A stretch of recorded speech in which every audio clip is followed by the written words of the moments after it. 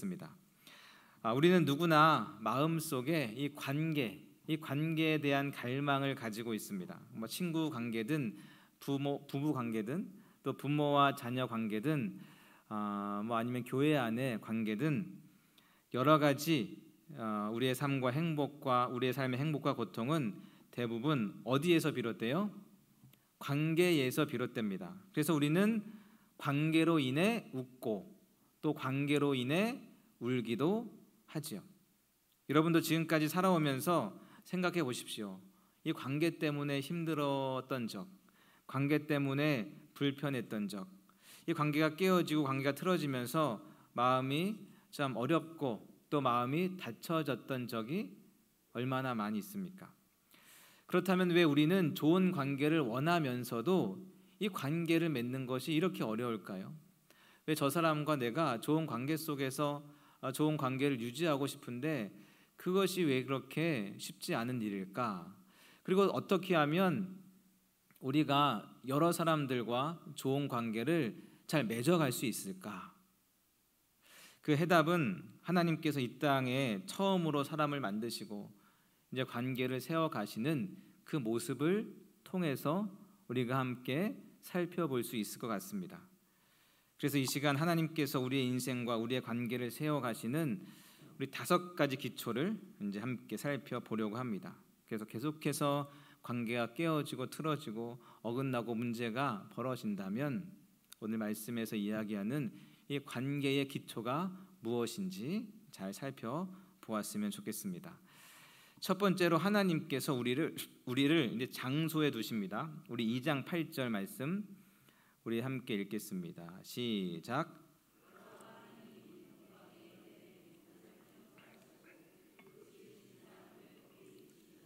아멘. 하나님께서 아담을 창조하신 다음에 그 아담을 아무데나 두신 것이 아니라 에덴이라고 하는 특별한 장소 거기에 두셨습니다. 이것은 단순히 살 집을 주셨다라는 말이 아니라 하나님께서 아담의 삶과 사명이 시작될 그 자리를 정해 주셨다라는 말이죠. 우리는 종종 이런 생각을 합니다. 내가 있는 자리가 너무 작다, 마음에 들지 않는다, 너무 부족하고 불편하다. 그래서 기회만 되면 빨리 이 자리에서 벗어나고 싶다. 이 공간에서, 이 가정에서, 이 직장에서, 이 교회에서 벗어나고 싶다. 하지만 성경은 분명히 이야기합니다. 내가 지금 있는 이 자리, 가정, 교회, 직장, 이 공동체는 하나님이 허락하신 자리, 하나님이 예비하신 자리라고 말이죠. 이 아담이 에덴에 심겨진 것처럼 우리도 하나님의 손에 심겨진 자리에서 살아가고 있는 줄로 믿습니다. 왜 우리 안의 관계가 자꾸만 어려워지겠습니까? 내가 있는 자리가 마음에 들지 않기 때문에 그렇습니다. 그러니 그 자리에 함께 있는 사람들도 마음에 들지 않는 거죠. 그러니 자꾸만 그 관계가 틀어지는 겁니다. 왜 나는 이런 부모 밑에 태어났을까? 왜 나는 이런 가정 안에서 태어났을까? 왜 이런 배우자와 살아야 하는 것인가? 왜 이런 직장에 내가 있어야 하는가? 나는 왜 이 교회에 있어야 하나?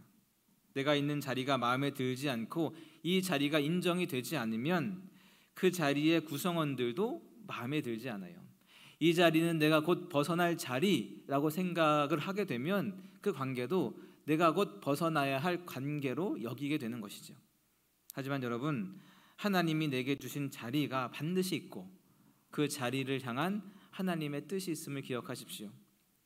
예레미야 29장 7절에 보면 하나님께서 바벨론 포로로 끌려간 이스라엘 백성들에게 이렇게 말씀하십니다. 너희는 내가 사로잡혀 가게 한 그 성읍에 평안을 구하고 그를 위하여 여호와께 기도하라.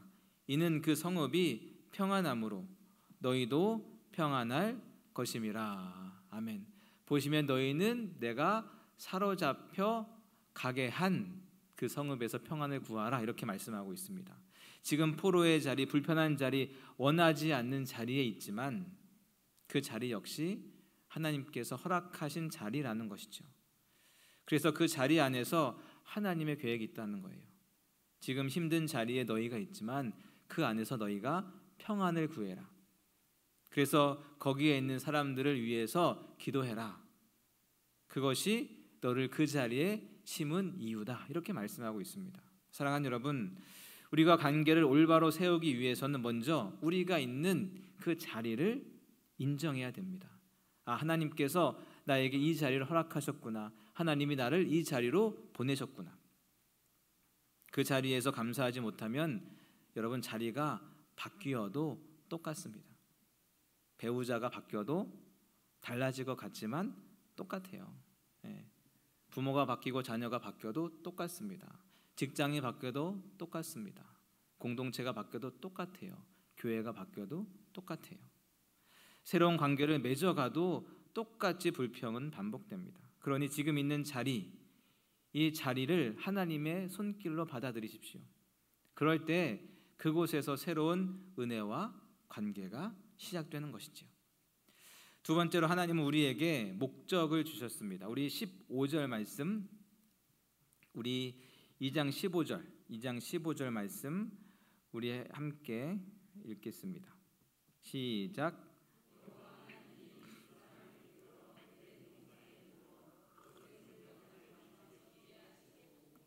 아멘.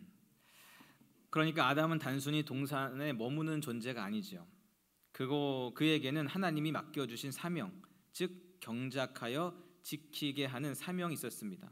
한마디로 창조 세계를 잘 돌보고 가꾸는 것, 그리고 질서를 잘 유지하고 지키는 것, 그것이 아담에게 주어진 사명입니다. 다시 말해서 아담은 무의미하게 하나님이 그곳에 아담을 두신 것이 아니라 분명한 목적을 가지고 그곳에 아담을 두신 겁니다.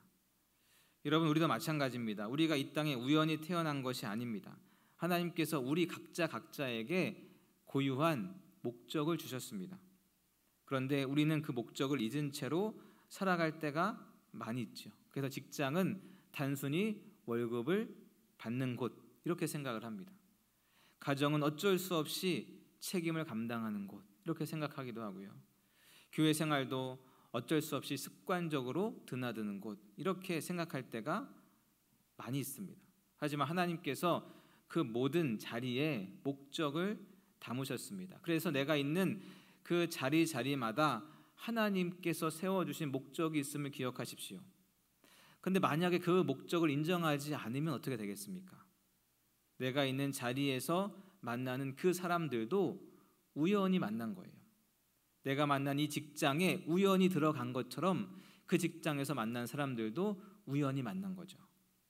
내가 우리 영신교회에 우연히 들어왔다 생각하는 사람은 이 교회에서 만나는 모든 사람들을 그저 우연히 만난 거예요.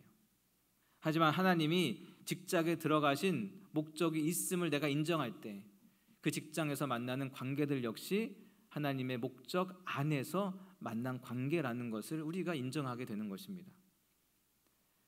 우리가 하나님께서 우리를 영신교회로 부르셨지, 그 목적을 가지고 나를 이곳으로 인도하셨지, 그것을 내가 인정하게 되는 순간 구역에서 또 기관에서 만나는 모든 성도들과의 만남도 하나님의 목적 안에 들어가게 되는 것입니다. 그래서 하나님이 주신 그 뜻과 목적을 함께 이루어가는 동료로 관계를 맺어갈 수 있는 것이죠. 우리의 이 만남도 하나님의 목적을 이루기 위한 만남, 하나님의 계획 안에 있는 만남이라는 것을 우리가 고백할 수밖에 없는 것입니다. 그렇기 때문에 하나님께서 우리 삶의 목적을 주셨다라는 사실을 기억하십시오. 목적이 없는 인생이 흔들리는 것처럼 목적 없이 만나는 관계들은 반드시 흔들리게 되어 있습니다. 그래서 하나님이 주신 목적 이외에 세워지는 관계, 이 관계 자체가 복이라는 사실을 기억하실 수 있기를 바랍니다. 세 번째로 하나님께서 우리에게 공급을 주십니다. 우리 9절 말씀 한번 보겠습니다. 우리 2장 9절 읽겠습니다. 시작. 여호와 하나님이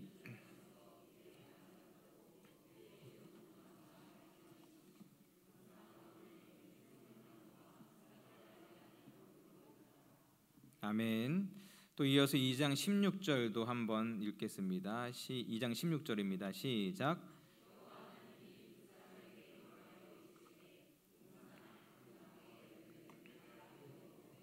아멘. 여러분 보시면 하나님은 아담을 창조하시기 전에 이미 그가 먹고 살아갈 수 있는 충분한 공급원을 예비해 두셨습니다.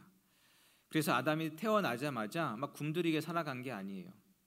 무엇을 먹을까, 무엇을 마실까 고민한 게 아닙니다. 그냥 하나님이 예비하신 그것들을 공급받으며 풍족하게 살아갔습니다. 여러분, 하나님은 우리를 공급하시는 분이신 줄로 믿습니다.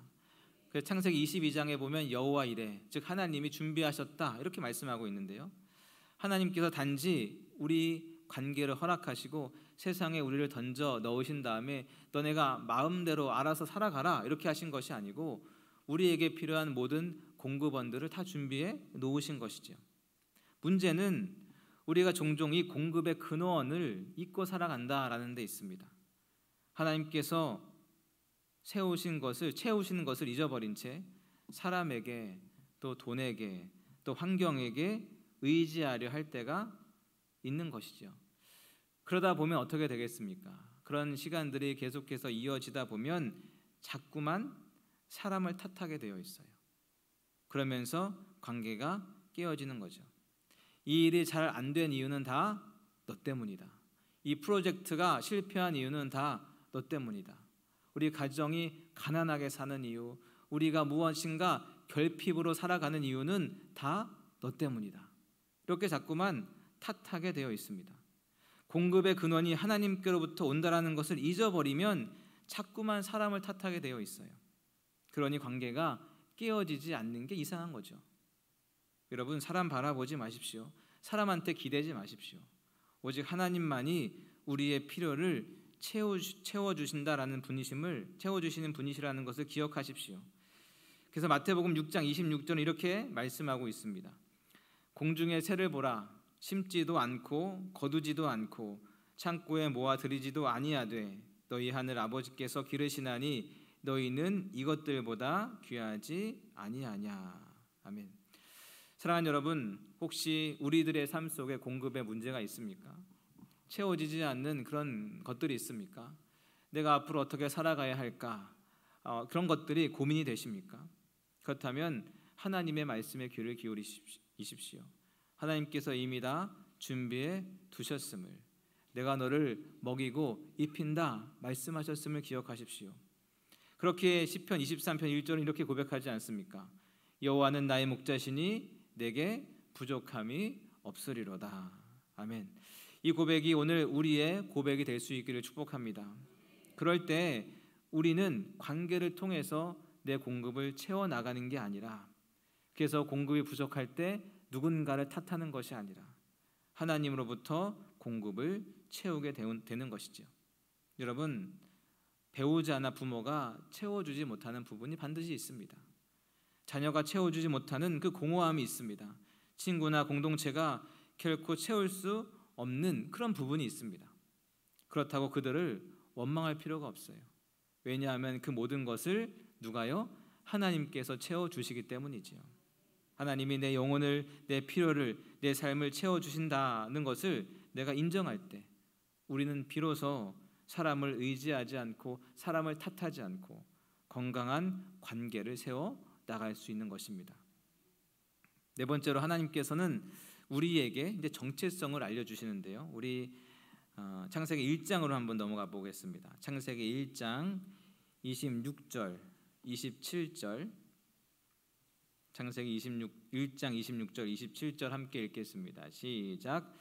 하나님이 이르시되 우리의 형상을 따라 우리의 모양대로 우리가 사람을 만들고 그들로 바다의 물고기와 하늘의 새와 가축과 온 땅과 땅에 기는 모든 것을 다스리게 하자 하시고 하나님이 자기 형상 곧 하나님의 형상대로 사람을 창조하시되 남자와 여자를 창조하시고. 아멘. 또 2장 7절 보시면 이렇게 이야기하죠. 여호와 하나님이 땅의 흙으로 사람을 지으시고 생기를 그 코에 불어 넣으시니 사람이 생명이 되니라. 아멘. 여러분, 성경은 분명히 말하고 있습니다. 우리의 정체성은 하나님의 형상으로 창조된 존재라고 말이죠. 하나님은 아담을 하와와 연결해 주기 전에 먼저 아담 안에 이 정체성을 심으셨어요. 너는 나의 형상이다. 너에게 내가 생기를 불어 넣었다. 여러분, 오늘날 많은 사람들은 관계 속에서, 이 관계를 통해서 나라의 정체성을 찾으려고 합니다. 이 관계를 통해서 내가 누구인가를 발견하려고 하죠. 누가 나를 인정해 주어야 내가 가치 있는 사람이다. 누가 나를 사랑해 주어야 내가 소중한 사람이다. 그렇게 생각하기 때문에 관계를 통해서 우리가 인정도 받지만 관계를 통해서 상처도 받는 거예요. 사랑하는 사람들에게 배신당하고 인정받지 못하게 되면 내 존재 자체가 부정당하는 것처럼 느껴지는 것이죠. 그래서 더 관계에 집착하게 됩니다. 하지만 관계에 집착하면 집착할수록 관계로 인해서 또다시 상처를 받게 되는 것이죠. 하지만 성경은 분명하게 말하고 있습니다. 우리의 정체성은 관계에서 오는 게 아니고 사람에게서 오는 게 아니고 하나님께로부터 온다라고 말이죠. 그 사람과 나와의 관계가 나를 증명해 주는 것이 아니라 하나님이 나를 증명해 주고 있습니다. 그래서 우리는 날마다 말씀을 통해 정체성을 확인해야 합니다. 말씀을 읽을 때 그 속에서 하나님의 음성을 들어야 됩니다. 내 정체성을 그것을 통해서 확인하는 거예요. 그리고 그 확신을 붙잡을 때만 우리는 관계 속에서 자유를 누릴 수 있습니다. 그렇지 않으면 어떻게 됩니까? 자꾸만 관계를 통해서 내 정체성을 확인하려고 하는 거예요. 사랑하는 여러분, 혹시 여러분은 지금 사람들의 평가에 흔들리고 있습니까? 혹시 배우자나 자녀의 말 한마디에 마음이 무너질 때가 있습니까? 그렇다면 기억하십시오. 오직 하나님만이 내가 누구인지 나의 정체성을 정의할 수 있습니다. 하나님께서 아담에게 하와를 주시기 전에, 그 관계를 형성시키시기 전에 먼저 말씀을 통해 정체성을 확실하게 확인시켜 주신 것처럼 우리도 관계를 세워나가기 전에 하나님 안에서 내 정체성을 분명하게 붙들어야 할 것입니다. 그럴 때 내가 누구와 만나든 내가 어떤 이야기를 듣든 우리의 관계가 흔들리지 않게 되는 것이죠. 마지막으로 다섯 번째, 하나님은 우리에게 경계를 주시는데요. 우리 2장 16절과 17절, 우리 2장 16절 17절 우리 함께 읽겠습니다. 시작.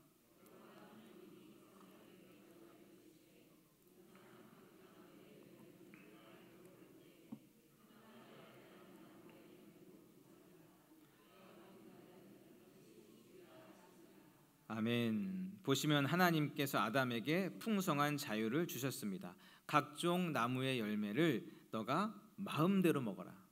하지만 동시에 하나님은 분명한 한계를 두셨습니다. 이 나무의 열매만은 먹지 말아라.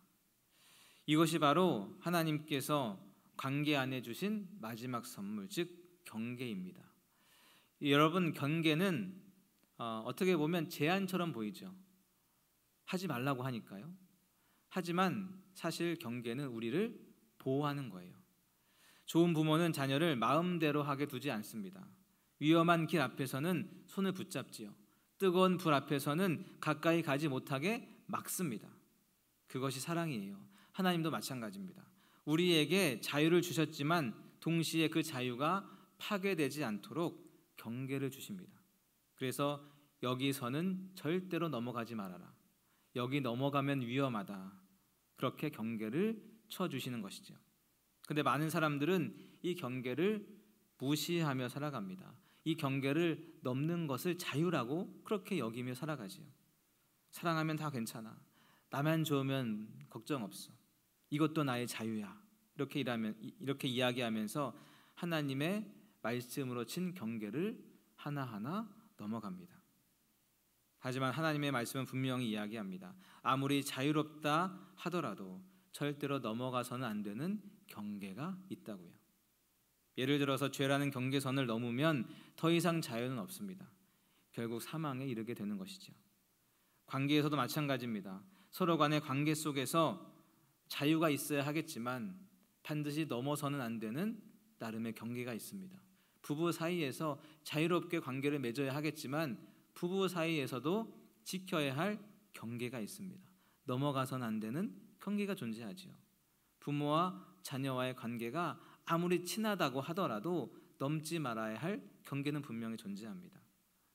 우리 교회 안에서도 마찬가지입니다. 성도와 성도가 아무리 오래 만나고 오래 사귀고 친하다고 할지라도 넘어서는 안 되는 경계는 반드시 존재하지요. 신앙생활에서도 넘어서는 안 되는 말씀의 울타리가 존재합니다. 그런데 만일 그 선을 넘게 되면 어떻게 되는 거예요? 결국 서로를 상처 주게 되고 관계가 깨지게 되는 것이죠. 그래서 고린도전서 10장 23절에서 바울은 이렇게 이야기합니다. 우리 함께 읽겠습니다. 시작. 모든 것이 가하나 모든 것이 유익한 것은 아니요 모든 것이 가하나 모든 것이 덕을 세우는 것이 아니니. 아멘. 경계 없는 자유는 방종이 됩니다. 그리고 방종은 결국 파괴를 가져오지요. 그러나 말씀 안에서 세워진 경계는 우리를 보호하고 관계를 지켜주는 그 경계선이 되는 것입니다. 사랑하는 여러분, 오늘 우리의 관계 안에서도 하나님은 여전히 이 경계의 말씀을 주십니다. 성령께서 내 마음속에 여기까지다 이렇게 말씀하실 때가 있어요. 더 이상은 가지 말아라, 더 이상은 위험하다, 더 이상은 넘어가면 안 된다, 이렇게 내 마음에 음성을, 이 감동을 들려주실 때가 있습니다. 그것은 나의 자유를 뺏으려는 게 아니에요. 나를 속박하려는 게 아닙니다. 나를 지키려는 하나님의 말씀이고 하나님의 사랑임을 기억하십시오. 그래서 우리가 그 경계선 안에 있을 때, 경계를 지킬 때 우리의 관계는 오히려 더 자유롭고 더 깊고 더 안전하게 되는 것이지요. 하나님께서 세우신 이 5가지 이 관계의 기초를 기억하십시오. 이 기초 위에 관계를 세워나갈 때 우리의 관계는 흔들리지 않고 오랫동안 잘 유지가 될 수 있는 것입니다. 하나님이 주신 그 장소에 내가 서 있음을 기억하십시오. 하나님이 주신 목적에 따라 내가 살아가고 있는 거예요. 하나님이 우리의 공급을 채워주심을 기억하십시오. 하나님만이 내가 누구인지 정의하실 수 있습니다. 그리고 하나님이 세워주신 그 경계가 있는데요, 그 경계를 잘 지키십시오. 이 기초 위에 우리가 관계를 하나하나 세워나갈 때 우리는 이 관계 속에서 하나님이 주시는 참된 행복과 은혜를 누려 나갈 줄로 믿습니다. 끊임없이 하나님 앞에서 자리를 확인하시고 목적을 붙들고 공급을 신뢰하고 정체성을 확립하고 경계를 지켜나가십시오. 그래서 우리의 모든 관계들이 잘 세워져 나가 관계 때문에 힘들어하고 상처받는 것이 아니라 관계를 통해 하나님이 주시는 참 행복과 기쁨을 누려나가는 우리의 모든 인생이 될 수 있기를 주님의 이름으로 축원합니다. 기도하겠습니다.